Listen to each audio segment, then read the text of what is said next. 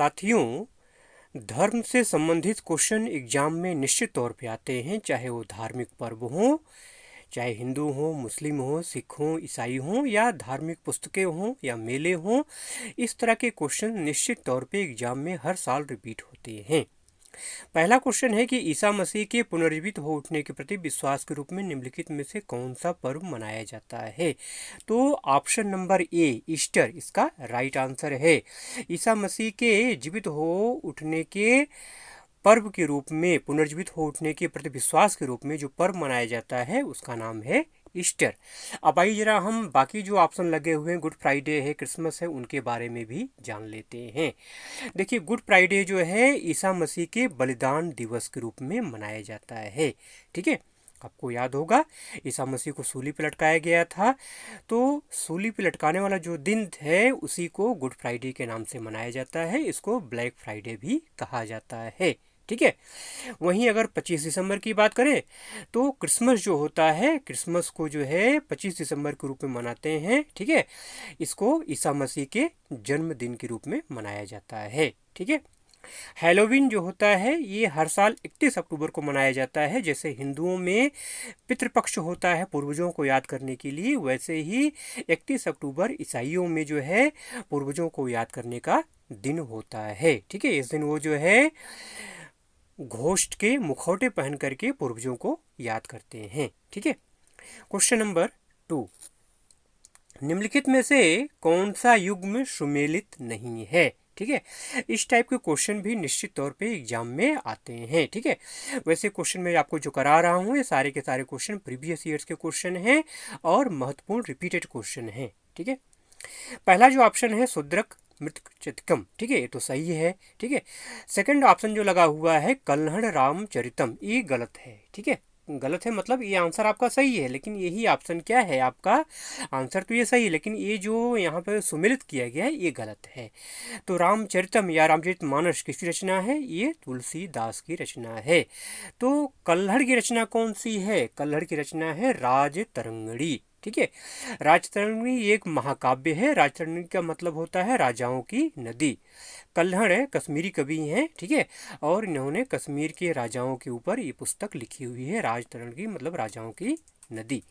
रामचरितमानस के बारे में आपको हमने बता ही दिया है, रामचरितमानस है तुलसीदास की रचना है। ठीक है, क्वेश्चन नंबर 3, निम्नलिखित में से नर्तक या नर्तकी और संबंधित नृत्य शैली का गलत जोड़ी पहचानना है आपको। ठीक है, तो ऑप्शन नंबर सी जो है कुमकुम मोहंती, अगर आपने ऑप्शन नंबर सी पे टिक किया है कुमकुम मोहंती कुचिपुड़ी, तो ये आंसर आपका सही है और ये गलत जोड़ी है। क्या है ये, गलत जोड़ी है।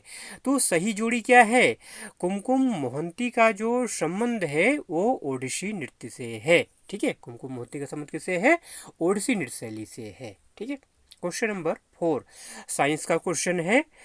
साथियों, आज के वीडियो में मैंने लगभग हर टॉपिक से क्वेश्चन लिया है, चाहे वो पॉलिटी हो, स्टैटिस्टिक्स के हो, ठीक है, साइंस हो या आपका हिस्ट्री हो, ज्योग्राफी हो, लगभग हर टॉपिक से क्वेश्चन, एक ही क्वेश्चन लिया है मैंने, लेकिन इंक्लूड सबको किया है। ठीक है, कोशिका विभाजन की प्रक्रिया में दो संतत केंद्रकों मतलब डॉटर न्यूक्लियाई के बीच फ्लेग्मोप्लास्ट का निर्माण डैश के दौरान होता है। किसके दौरान होता है, कोशिका द्रव्य विभाजन या केंद्रक विभाजन, कोशिका द्रव्य विभाजन, ऑप्शन नंबर बी इसका राइट आंसर है। ठीक है, कोशिका विभाजन की प्रक्रिया में दो संतत केंद्रकों के बीच फ्लेग्मोप्लास्ट का निर्माण कोशिका द्रव्य विभाजन के द्वारा होता है। ठीक है, इसलिए ऑप्शन नंबर बी आपका राइट आंसर है। क्वेश्चन नंबर 5 बहुत महत्वपूर्ण क्वेश्चन है, कौन सा मौलिक अधिकार विषम परिस्थितियों में भी बदला नहीं जा सकता।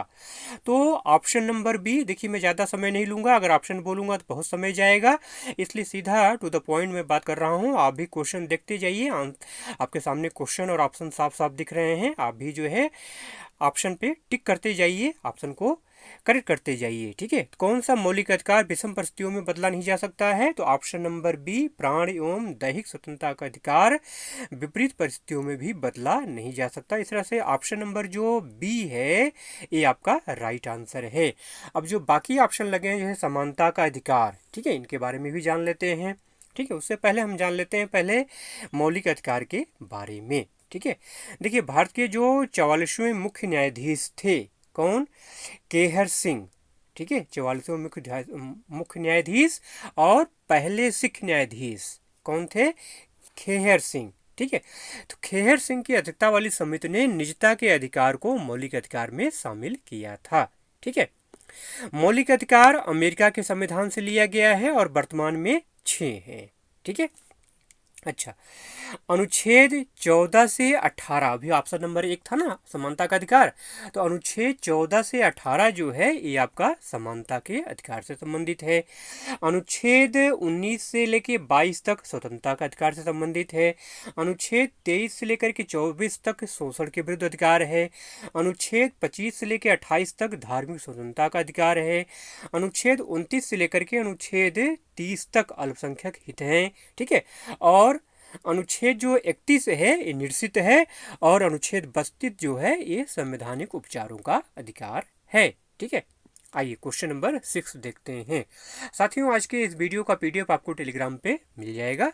टेलीग्राम का लिंक दिया हुआ डिस्क्रिप्शन में, जाके वहाँ पे ज्वाइन हो जाइए। क्वेश्चन नंबर 6, निम्न में से किस अनुच्छेद का संबंध संविधान संशोधन की प्रक्रिया से है? तो ऑप्शन नंबर ए, अगर आपने ऑप्शन नंबर ए पे टिक किया है तो आपका आंसर बिल्कुल राइट है। ऑप्शन नंबर ए, अनुच्छेद 368 इसका राइट आंसर है। अनुच्छेद 368 का संबंध है संविधान संशोधन प्रक्रिया से है। ठीक है, देखिए, संविधान संशोधन की जो प्रक्रिया है दक्षिण अफ्रीका के संविधान से लिया गया है और ये संविधान के भाग 20 में है। ठीक है, वहीं अगर अनुच्छेद 352 की बात करूं तो इसका संबंध है राष्ट्रीय आपातकाल से है, मतलब युद्ध या बाहरी आक्रमण या सशस्त्र विद्रोह के कारण राष्ट्रीय आपातकाल की घोषणा की जाती है। ठीक है, अनुच्छेद 356 का संबंध राष्ट्रपति शासन से है। अनुच्छेद 360 का संबंध है ये वित्तीय आपातकाल से संबंधित है।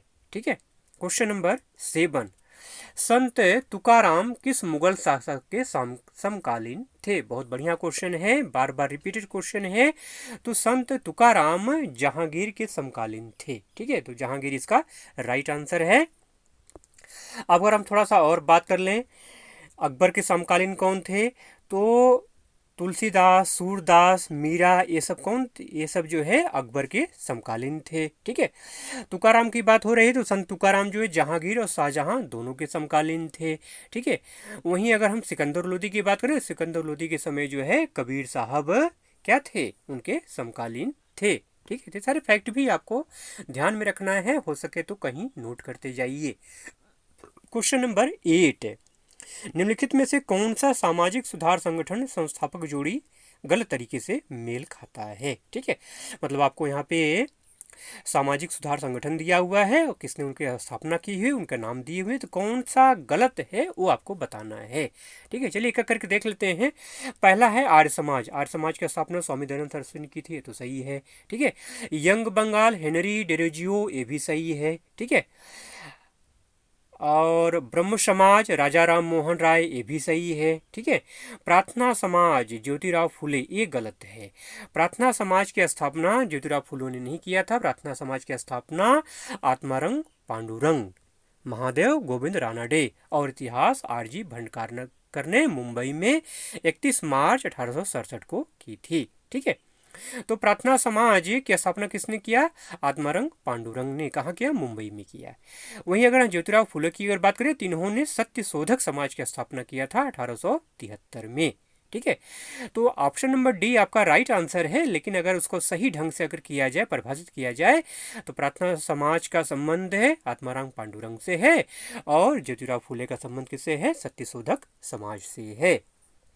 क्वेश्चन नंबर 9, निम्नलिखित में से कौन शास्त्रीय नृत्य नहीं है? देखिए, टोटल जो नृत्य हैं, शास्त्रीय नृत्य जो हैं वो 8 हैं। तो भरतनाट्यम, मणिपुरी, कथक, ये क्या है? ये शास्त्रीय नृत्य हैं। तो इसमें जो छऊ है यही आपका राइट आंसर है। छऊ क्या है? ये शास्त्रीय नृत्य नहीं है।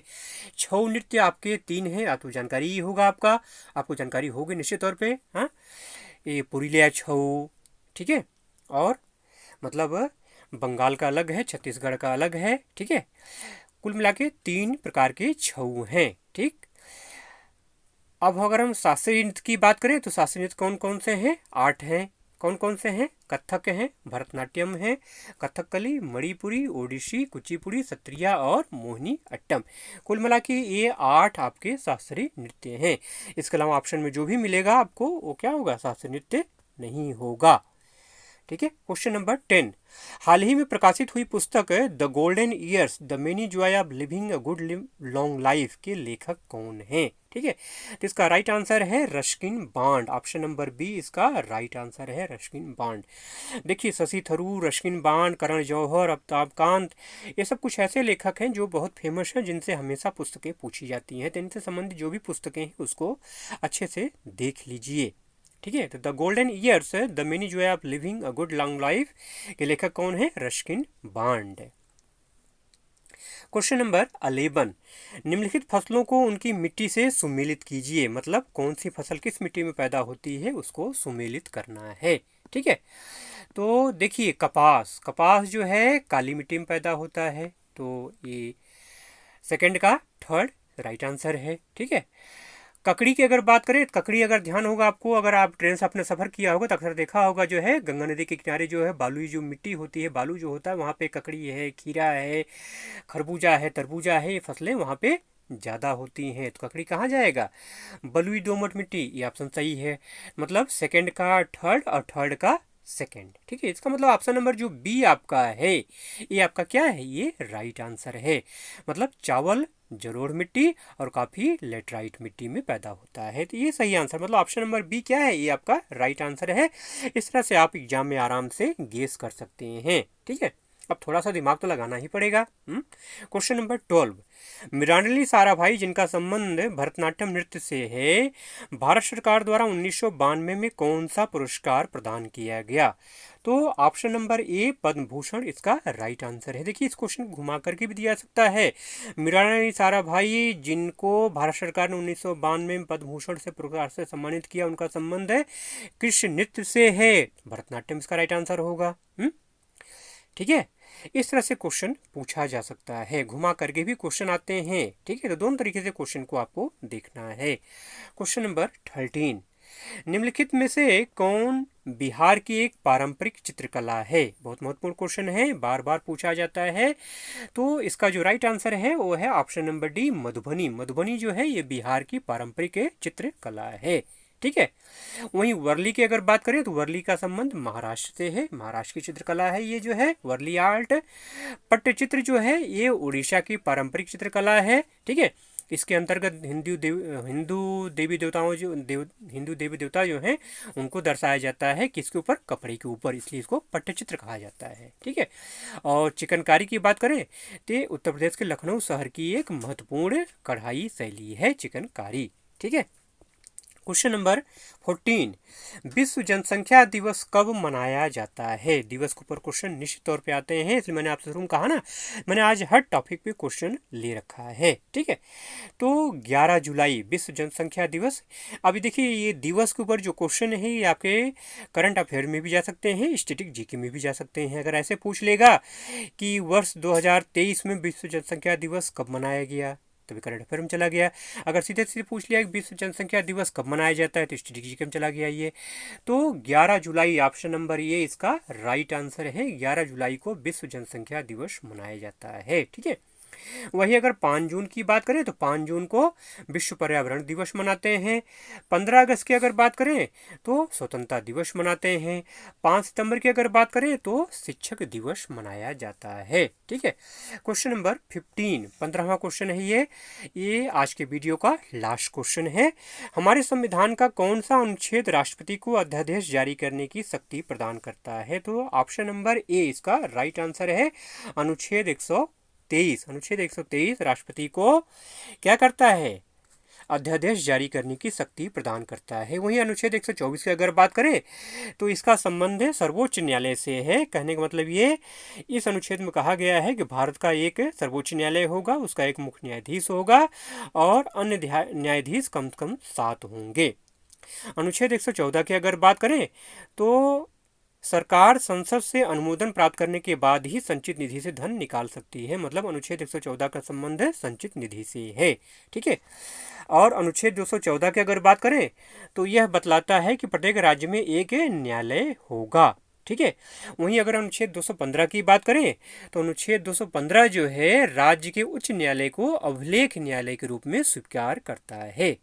ठीक है साथियों, आज की वीडियो में मैंने 15 महत्वपूर्ण क्वेश्चन मैंने आपको कराए हैं। अगर आपको वीडियो अच्छा लगा हो तो प्लीज़ इसको लाइक शेयर जरूर करिएगा, और चैनल पर अगर नए हैं तो प्लीज़ सब्सक्राइब करके बेल आइकन जरूर से प्रेस कर लीजिएगा। पूरा वीडियो आपने देखा इसके लिए आपका बहुत बहुत धन्यवाद।